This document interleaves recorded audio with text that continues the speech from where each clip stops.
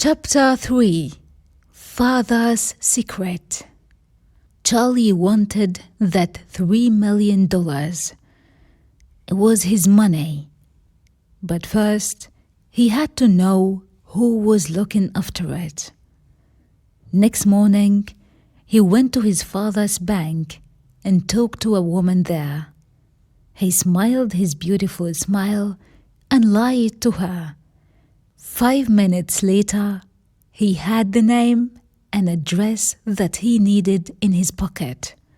Dr. Walter Brunner of Walbrook Home, Ohio. With Susanna next to him, Charlie drove the Buick out of Cincinnati. It was a hot July day, and they had the roof of the car open. On both sides of the road were the Ohio hills. "This is so beautiful," Susanna said. "Where are we going?" "We are going to see Dr. Brunner," Charlie answered. He did not say another word. 20 minutes later, Charlie slowed the car down and turned it to the left. The new road was very narrow. On both sides, there were big trees. "This is the place," he said. "Walbrook Home." "But why have we come here, Charlie?" Susanna asked. "It's something about my father's will," Charlie said. "It won't take long." On the way up to the house, they saw a strange man. There was paint all over his face, and he was smiling like a child. They got out of the car and walked up to the front door. A nurse came out to meet them. "I'd like to see Dr. Brunner, please." The nurse took them into a comfortable waiting room. "Could you wait here, please?" The nurse left the room. Charlie jumped up and went through a door into another room. "Charlie," Susanna called, "where are we going?" She followed him into the other room, where a group of people were watching television. Others sat at tables, playing with children's games. 2 nurses in white coats sat at the back of the room. Nobody spoke. "I don't like being here, Charlie," Susanna said. "It is not right. Let's go back to the waiting room." Dr. Brunner was a big man. He was about 56, with gray hair and a calm voice. "Could you please tell me the name of the person who will get my father's money?" Charlie asked politely. "I'm sorry, I cannot tell you that." "Just like money." "Why? Is it a secret?" Charlie left his chair and went over to stand by the window. "Is this person an old girlfriend of Dad's?" From the window, Charlie could see the old Buick. Susanna was sitting in the back, enjoying the afternoon sun. A small man, carrying a bag, moved towards the car. He walked in a strange way, moving from side to side. "Mr. Babbitt, I know your father from the time you were 2 years old," Dr. Brunner said softly. Charlie turned. "The year my mother died." "Yes," said Brunner. "Now the will names me as the person to look after the money, but this hospital and I get none of that money. I am doing this for your father." Charlie was beginning to feel very angry. To calm himself, he turned back to the window. The man with the bag was now standing next to the Buick. And you want me to just forget about the money? I think you've been upset, Bruna said softly, by a man who never knew how to show love. Charlie knew that this was true. He did not know what to say. Outside, the man was taking a small notebook out of his bag. He began writing in it. I understand how you feel, Dr. Bruna continued, but there is nothing I can do. I'll fight for my money, Dr. Bruna, Charlie said. Dr. Bruna got up from his chair. I'm sure you are a fighter, Mr. Babbitt, he said. Your father was a fighter, but I am a fighter too. Dr. Bruna walked with Charlie out through the front door. The day was getting hotter, but it was still beautiful weather. The little man with the bag was still standing by the Buick. He was writing in his notebook. Again and again, he looked from the car back to the notebook. He did not look at Susanna. Raymond, said Dr. Bruna, go back inside. The man with the notebook was not listening. He continued writing in the notebook. Charlie walked past him and went to open the door.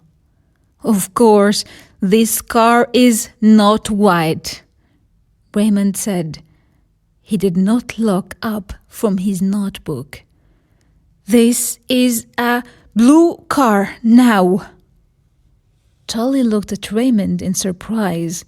He was a small man of about 40. He looked clean and tidy, with short hair and very ordinary clothes. What was a little strange was that there was no expression on his face.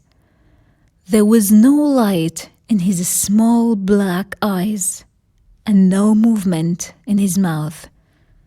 It was a face that was neither happy nor sad. Smiling, Charlie turned to Susanna. You know, he said slowly, this car was white. My dad painted it blue when I was very little. And, Raymond continued quickly to himself, it cost an arm and a leg. The smile lifted Charlie's face. That's what my father often said, an arm and a leg. How does this man know that? He asked. Charlie looked at the man called Raymond. Raymond looked up for a second. Then he looked at his notebook again. You come with me, Raymond, Dr. Bruna said. These people have to go. But Charlie was moving closer to Raymond. Do you know this car? He asked. A frightened expression came across Raymond's face. He looked at Dr. Bruna for help. I don't know, he muttered. Yes, you do know this car, Charlie said angrily. Why do you know? That's enough, Mr. Babbitt, Dr. Bruna said. You are upsetting him. You are... Charlie, please, Susanna said. Now Raymond looked from Susanna to Dr. Bruna. He began writing in his book and muttering to himself, Babbitt, Charlie, Charlie, Babbitt, Charlie, Babbitt, 1961, Beechcrest Avenue. Charlie was astonished. How do you know that address? He asked. Dr. Bruna spoke quietly. Because he is your brother, he said. But I don't have a brother, the astonished Charlie said. I never had a brother. Chapter 4. Raymond. Charlie and Dr. Bruna walked through the flower garden and talked together. Susanna sat with Raymond, who was still writing in his notebook. What can I tell you? The doctor asked. Where to begin? What does he write in that notebook?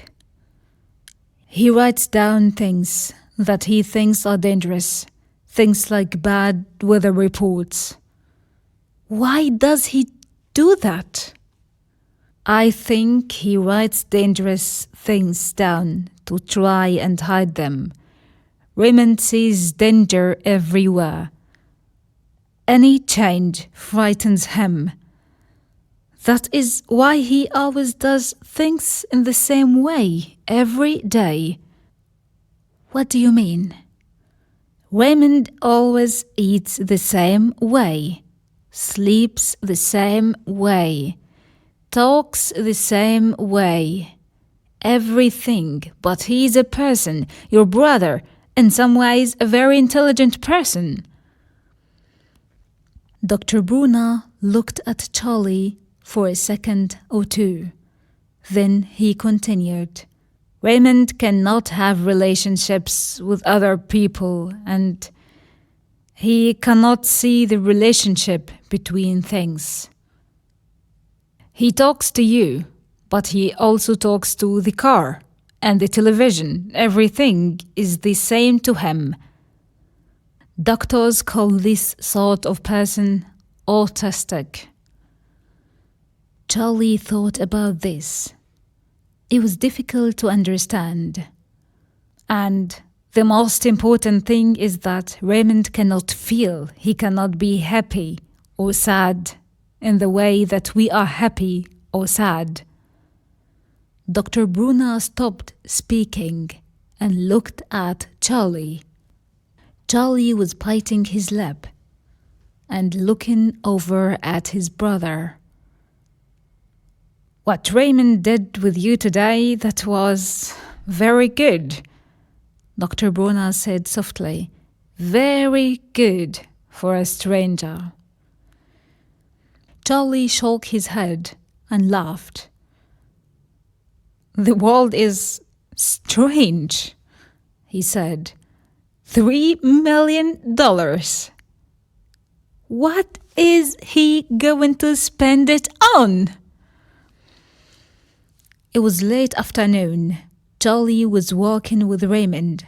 Susanna waited in the car. She thought that Charlie was saying goodbye to his new brother. Charlie walked quickly towards the Buick. Raymond walked next to him. This is Daddy's car, Raymond said. It was white, but now this is a blue car. Charlie got into the Buick. Get in, Raymond, he said. Raymond got into the car. Charlie, wait a minute, Susanna said. Where are we taking him? For a holiday, Charlie said. He started the car and they drove away. Raymond looked back over his shoulder at the house that they were leaving. There was no expression on his face, but it was very clear that he was anxious. Don't worry, Raymond, Susanna told him. You're coming back. Charlie said nothing.